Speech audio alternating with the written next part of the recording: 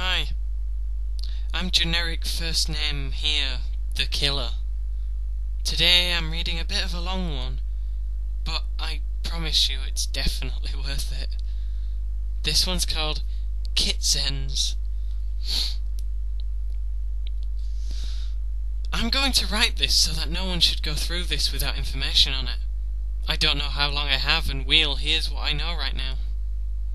About a week ago I started to notice a strange girl about maybe 19 or 20 years old following me in shadowy areas everywhere I went. The girl was wearing all black, coat, jeans, act. She had long black hair and her skin was super pale. That is what I saw when I first encountered her. After a couple days of this she got closer and would even kind of run exactly like a cat would after me, still keeping a distance. I could see that her eyes are big like a cat also. They were red, and she looked to be crying blood but didn't look sad at all. A comparison to a person she passed by, the person wasn't paying attention so he didn't see her. No one other than me seems to have seen her. I could tell she was probably about 5.5 feet tall, 5'6" or 5'7". As the next few days after went by, the creepy girl would get closer and closer. I noticed that I could see faint blood stains on all of her clothes and face, which makes sense, she cries blood. What I decided to do is hang out around some of my friends the next day and hope that they might see her and also notice how strange she is. They didn't. That was a reasonable course of action, though. The weird girl was still following me, but very far off where I would be the only person paying attention. Just a couple days ago I was studying for my college classes, which I hadn't been doing since she started following me. At least he's very calm about all this. When I saw in one of my books that writing said, "Hello, my name is Kitzenz," I immediately closed the book when I looked up to see her in my window staring at me. Then I saw her long nails are black, long, and looked sharper than anything I have ever seen. It was then that, even considering some of the other weird stuff that happened, I knew she was in no way a real human being. Last night I did not sleep at all. When I got up from the couch to get water, I was just watching TV because I wasn't sleeping. I saw in the counter of the kitchen her sitting there in the corner sleeping. I quickly went to get my camera, but by the time I got back to the kitchen she was gone, and the door to my apartment was wide open. I really think that I will sum up what I know as of now, because it's about 9 at night right now, and under one of those streetlights I can see her standing there and now running like a cat towards the apartment building. So to sum up what I know right now, she is about 5.5 feet tall, she has long black hair, pale skin, cries blood, wears all black, has blood stains all over her clothing and face. Face I'm guessing because she cries blood, but again she doesn't look sad at all.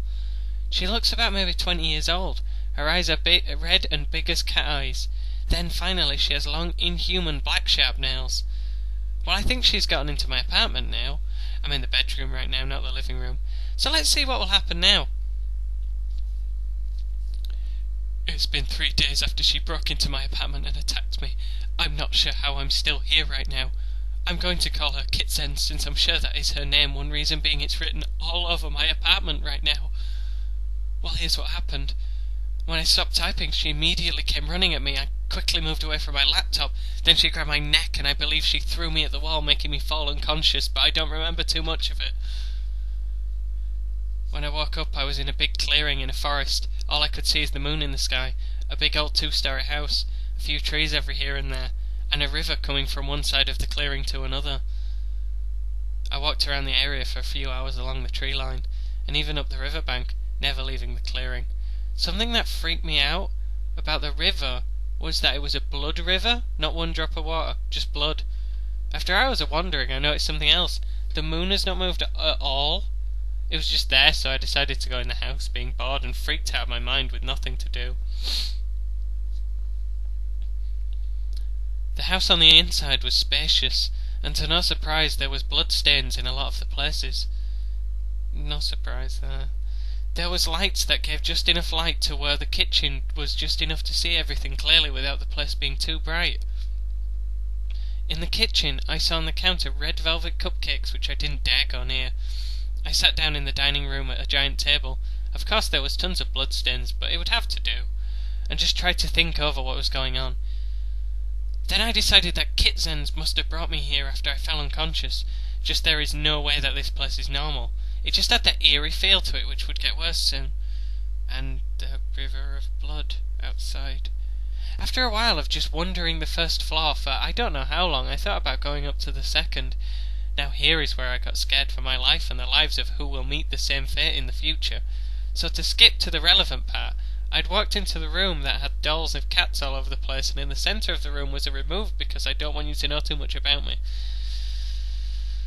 Oh God, I began to freak out after seeing that, and thanks for removing it then. When I turned towards the doorway, when I saw her standing there smiling, her teeth were white with bloodstains, and looked to be just as sharp as her nails. I stupidly ran to the back of the room. Why did I do that? She ran 3 times as quick as me. Her claw-like hands hit my face. She constantly kept thrashing me with her nails. My arms, face, neck, back, legs, and my body stung badly from it. I could feel each nail submerging my skin.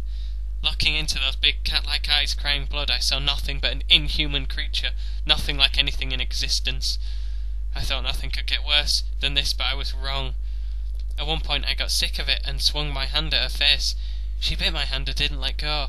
Her mouth moved more like a cat's mouth than a human's, and white teeth which felt much sharper than her nails. I didn't stand a chance. After a minute of it I passed out in a small pool of my own blood with the noise of it bubbling from my hand. Well, here I am now. I woke up on top of my bed in my apartment. I'm typing this right now with one hand because my other hand is ripped up beyond belief, hanging on its very last hinges, blood leaking down from it drop by drop, by drop, by drop. And I know she's behind me. I can see a reflection in my computer screen. They're smiling with those sharp teeth she devoured my hand with. I know she's there reading every work as I type it. I'll just grab the knife I was keeping next to my laptop. Why didn't I use it when she attacked me? She knows now, idiot! Quick typing! Just grab the knife! It's your only way to help yourself and everyone else! Kill her! Kill her now! Just D! Yes, it did honestly say all that, Pat. Hello, my name is Kitzenz. I got bored waiting for him to finish his argument with himself and just killed him already. Well, I'm a playful and happy being who is a bit like an adorable, cute kitten. I love red velvet, semicolon, close brackets, and well, whoever this is covered pretty much the rest, but the part I removed because, well, I don't want anyone to know but me and my friends. I usually leave a letter with a shorter description of myself, but I saw, when I first tried to kill him, the laptop, and I had an idea on how to get more people to know who I am because, well, everyone who isn't paranormal who knows is dead.